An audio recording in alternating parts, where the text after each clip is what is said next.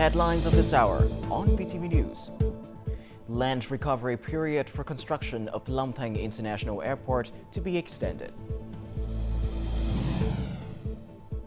Later on, obstacles persist for FDI firms in resolving administrative procedure overlaps. In our world news, top diplomats of South Korea, the U.S., hold talks on North Korean issue.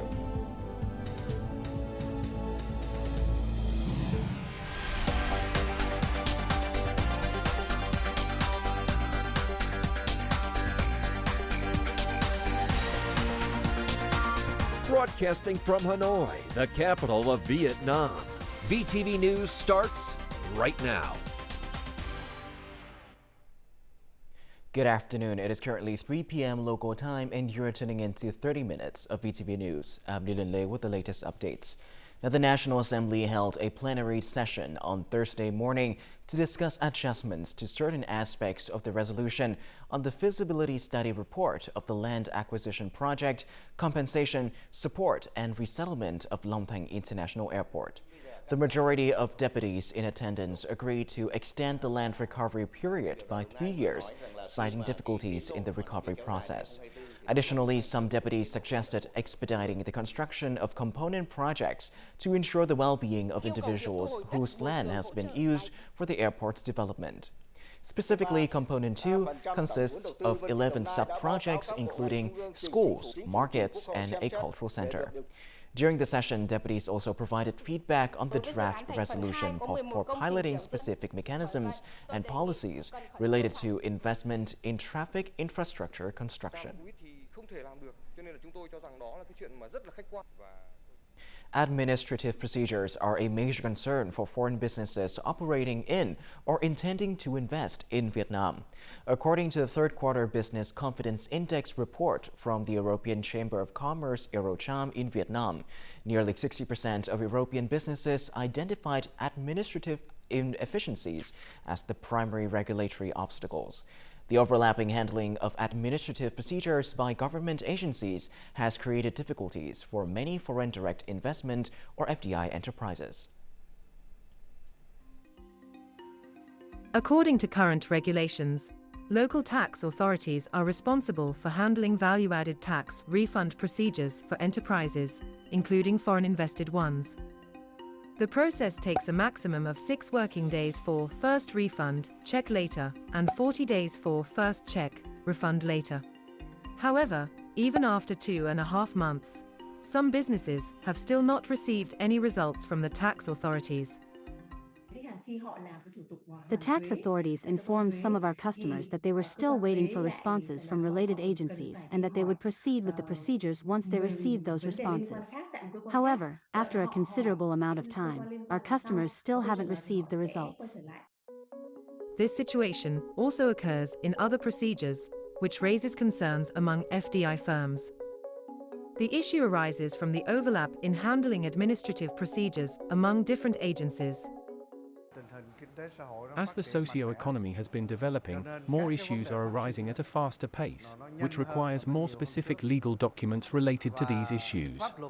Laws and regulations are also not specific and clear enough. As a result, ministries, departments, and agencies are still confused by the regulations and have to seek clarification from others.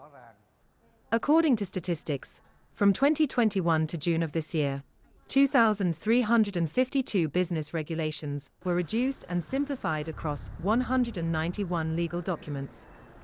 However, there is still a need for drastic solutions to minimize overlaps in the handling of administrative procedures among agencies. It's crucial to review administrative procedures to decide which ones should be reduced and which ones should be kept. Then, they need to be assigned to each agency separately to avoid overlaps. In addition, the amount of time to handle procedures must be regulated specifically and clearly for each procedure and each agency. When requiring businesses to submit documents or information, the process must comply with the provisions of the law. State agencies should not be allowed to ask for more documents and should also inquire with other agencies about issues that fall within their scope of handling. Instead of having to go physically to an agency or another, just have online procedures that are more that are faster. That would be better. I think that would also increase the transparency. Additionally, the government has sought input from FDI enterprises through dialogues and a consultation portal. It has also established the Advisory Council for Administrative Reform of the Prime Minister, which includes representatives from FDI associations in Vietnam. As a result, FDI companies anticipate practical changes in the near future. A total of $1.82 billion has been disbursed for the construction of the North-South Expressway project in the first 10 months of this year. Phase 1 of the Eastern North-South Expressway section has disbursed $463 million, which is 69% of this year's plan. Phase 2 has disbursed over $1.36 billion, reaching 72% of the plan. The Nha Trang Cam Lâm section, Cần Thơ Hậu Giang section, and the Vũng Áng Bùng section have recorded the highest disbursement rates. The export turnover of agricultural products through the Móng Cái border gate in Quảng Ninh province has sharply increased to reach $1.1 billion after 10 months of 2023, indicating a significant growth in both output and turnover compared to the same period. The exported products include fresh and dried fruits, starch, cashew nuts, pepper, and dry tea. In the future, the People's Committee of Móng Cái City will collaborate with Dongxing City, China, to put into operation 12 expanded goods inspection facilities.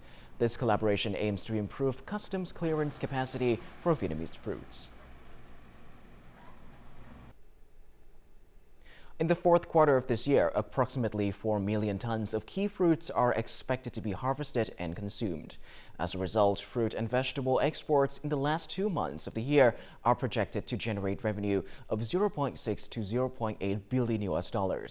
Businesses are optimistic that fruit and vegetable exports in 2023 will reach $5.5 to $5.8 billion as Vietnamese fruit and vegetable products are of high quality and officially exported to high-end markets. This factory produces approximately 30 tons of fruits and vegetables daily. The output has been steadily increasing due to the signing of new orders in the last few months of the year. The number of orders has increased by 30%. We need to increase working shifts to deliver those orders on time. Meanwhile, due to thorough processing and adherence to official export standards, this factory has been unable to produce enough products to meet the demand of partners from Japan and the EU. We process approximately 120 to 150 tons of raw materials daily. In some of our factories, it is necessary to operate 3 shifts per day. We have invited investors to invest in processing factories in order to promote exports of processed products and increase their value. The fruit and vegetable sector is working hard to reach an export turnover of $5.5 billion this year. By effectively tapping into markets with their high-quality products, businesses can achieve this target. The European Union, or EU, is applying stricter regulations on imported goods from Vietnam, affecting a large number of Vietnamese businesses. Therefore, it is necessary to come up with adaptive solutions to comply with new standards, stabilizing exports to one of Vietnam's largest and most important markets. By replacing clay with sewage sludge as a raw material and coal with trash for furnaces, this cement factory has reduced the amount of carbon emissions by about 20%. However, in order to export to the EU smoothly, it still has to reduce more emissions. According to the EU's Carbon Border Adjustment Mechanism, or CBAM, if emissions amount exceeds the standard, businesses will have to buy CBAM certificates at the price set by the EU.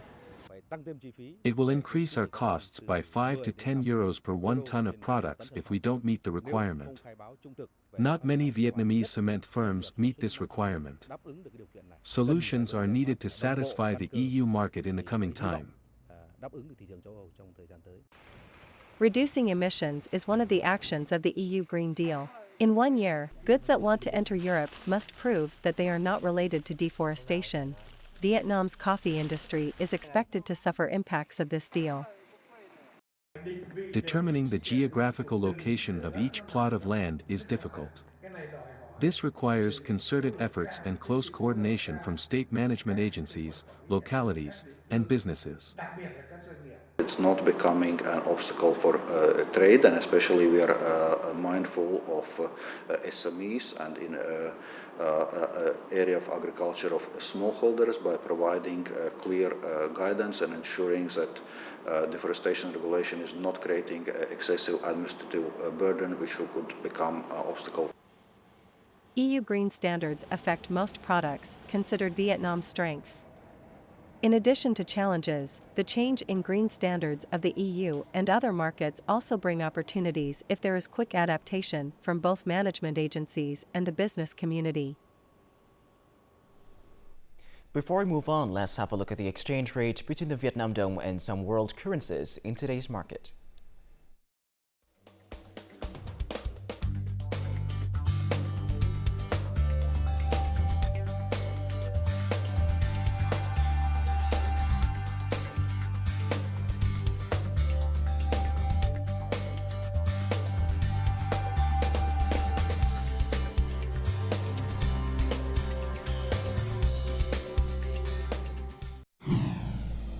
Coming up next on VTV News.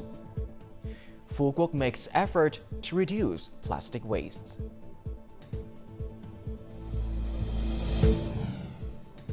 Later on, craft villages embrace new direction to sustain income and traditional culture.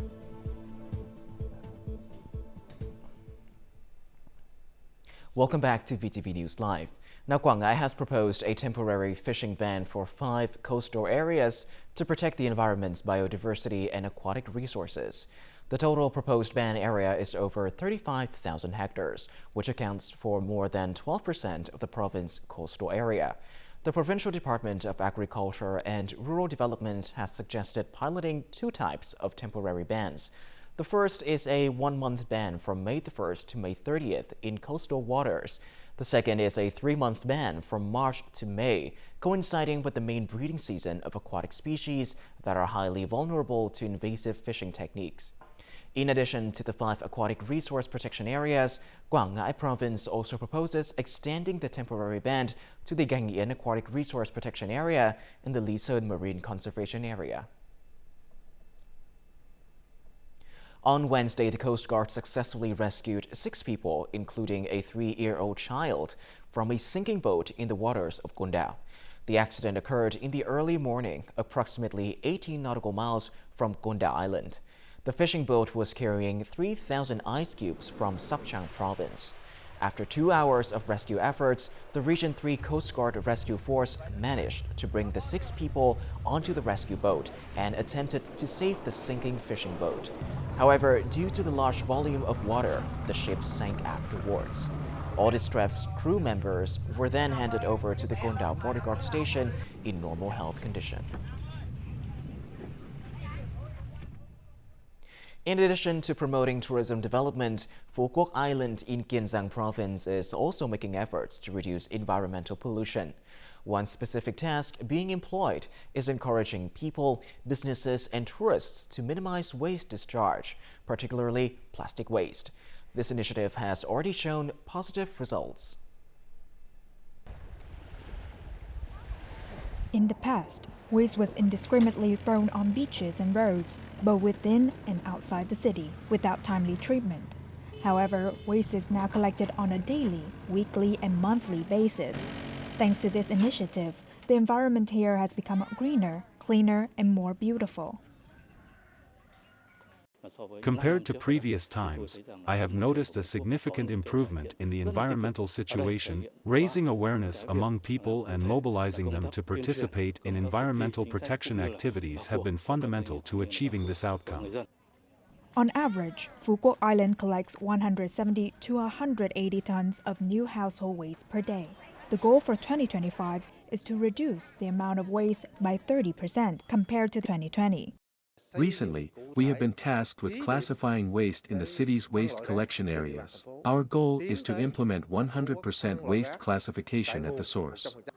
Phu Quoc City is making efforts to promote its roles and responsibilities and raise awareness among people about environmental protection, aiming to create a significant impact within the community.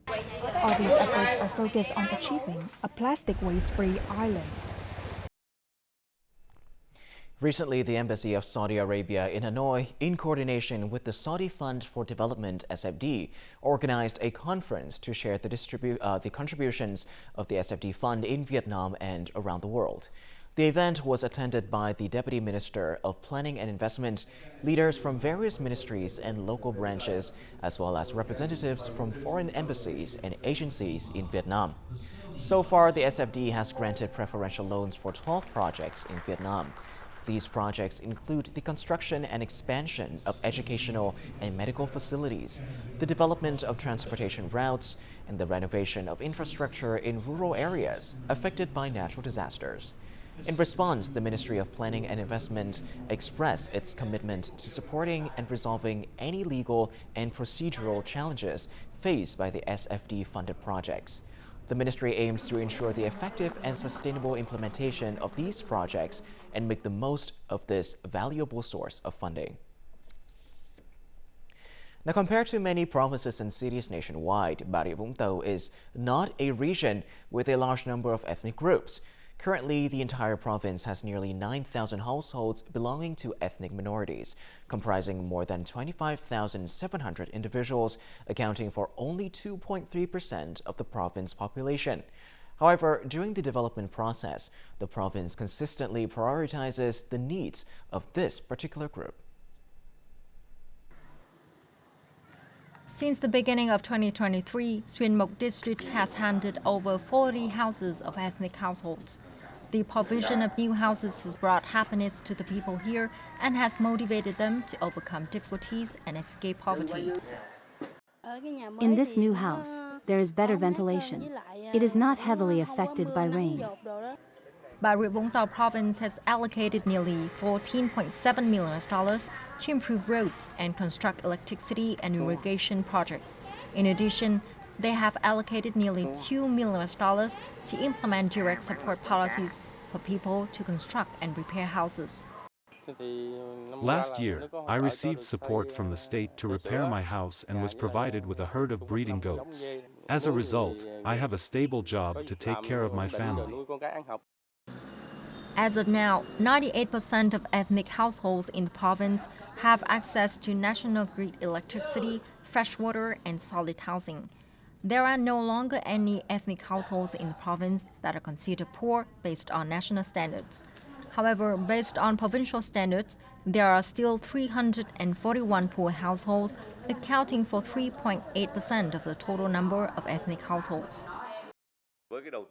With significant investments, people's lives have gradually improved in various aspects. Their homes have become more spacious and sturdy. Ethnic communities have gained knowledge on applying scientific and technological advancements to animal husbandry and crop production.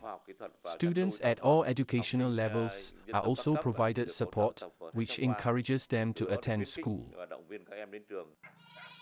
With efforts to reduce the current total of 341 poor ethnic households by 4 to 5% annually, Bà Rịa Vũng Tàu hopes to achieve sustainable poverty reduction for ethnic groups in the area.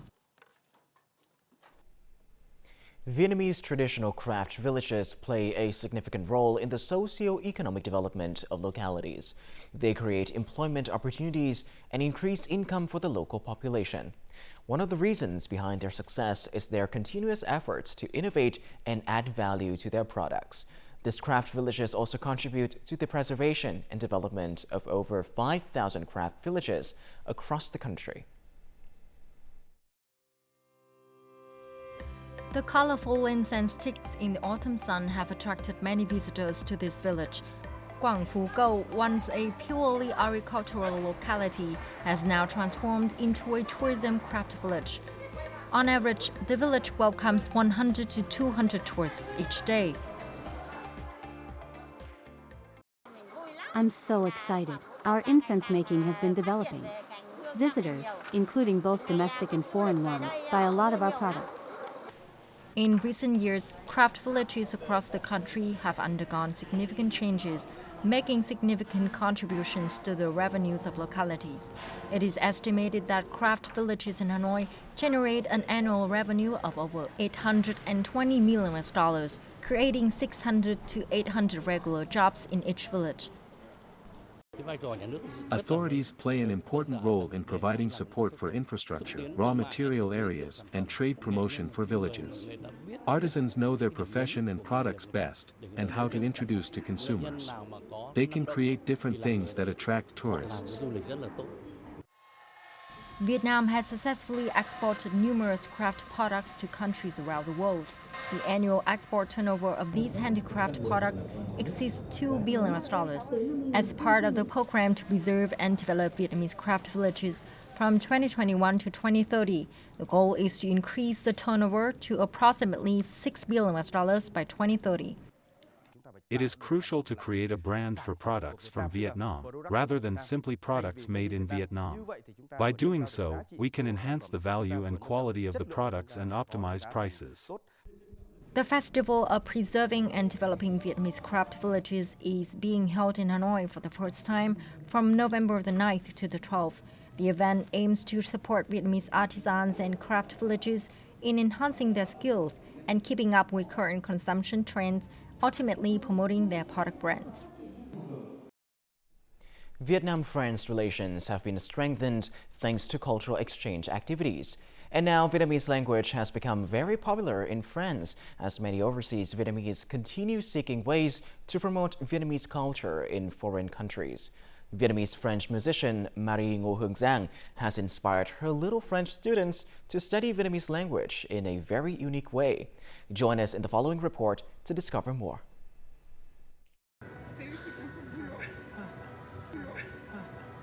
This is a children's choir class in the Music Conservatory of Versailles Grand Park. These students are preparing to perform Vietnamese folk songs.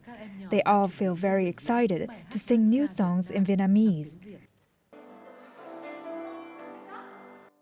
Their teacher is Marie Ngo Hương Giang, working as a teacher in music theory and children's choir for more than 12 years. Mary Zhang's passion for artistic pedagogy and her double cultural background have motivated her to nurture the love of Vietnamese language and culture in her little students. In the beginning, I thought I was trying something new to boost my students' engagement in the class. All my students were very excited to learn. They really surprised me. Perhaps it is my enthusiasm that has spread positive vibes to them, so they've tried very hard to sing Vietnamese songs. Mary Hương Giang chose France as her study abroad destination. Although she's been working here for a very long time, she has never forgotten her motherland and hoped to spread her love for Vietnam to her young students. I feel like I was traveling to Vietnam, a country that I've ever admired its beauty in many photos. I practice a lot at home. I really love Vietnamese songs. I'm very proud as I can sing many songs of a country that I've never traveled to. Each overseas Vietnamese can act as a cultural ambassador of their motherland. But in the Music Conservatory of Versailles Grand Park, these little children have breathed a new life into Vietnamese songs. Coming up next in our world news. Top diplomats of South Korea and the U.S. hold talks on North Korean issue. And Philippine Haiyan typhoon survivors mark 10th anniversary. Moving on to our world news, South Korean Foreign Minister Park Jin and U.S. Secretary of State Antony Blinken hold talks on Thursday regarding North Korea, regional and global issues. These talks come in light of concerns about the increasing military cooperation between Pyongyang and Moscow. Recent revelations stated that North Korea supplied Russia with a significant amount of munitions and weapons for use in the war in Ukraine as part of an arms deal supposedly agreed upon during a rare September summit between North Korean leader Kim Jong-un and Russian President Vladimir Putin. However, both North Korea and Russia have denied these allegations. U.S. Secretary of State Antony Blinken arrived in South Korea late on Wednesday after attending a group of 7 foreign ministerial meeting in Tokyo. The European Commission has recommended initiating accession negotiations with Ukraine and Moldova based on its latest package of enlargement reports released on Wednesday. Both countries were granted candidate status to join the European Union last year. The report from the European Commission also suggests granting accession candidate status to Georgia. During a press conference, the president of the European Commission commended Ukraine for its extensive reform efforts over the past year, despite facing significant challenges due to the ongoing conflict. Among the 7 criteria for Ukraine to fulfill in order to align with the shared values of the European Union, the most crucial is the requirement to enhance judicial independence and combat corruption. Climate change needs to be a significant component of Philippine national policies. This was the message conveyed by the President of the Philippines on Wednesday during the ceremony commemorating the 10th anniversary of the super typhoon Haiyan disaster, which claimed the lives of 6,000 people in the country. More in the following. Speaking in Tacloban City, a place heavily damaged by super typhoon Haiyan on this day 10 years ago, President Ferdinand Marcos recalled the immense damage caused by the typhoon. Approximately 6,000 people lost their lives, over 28,000 people were injured, more than 1,000 people were reported missing, and over 3 million families were affected. He said that the Philippines should establish policies to address natural disasters in the context of climate change. That climate change will keep exacerbating the impact of natural disasters. As I said, we must make climate change a vital component of our national policy. In the evening, residents of Tacloban placed lit candles along the city's streets as a solemn remembrance of the friends and family lost in the disaster. And before we say goodbye, here is a brief look at the weather scene.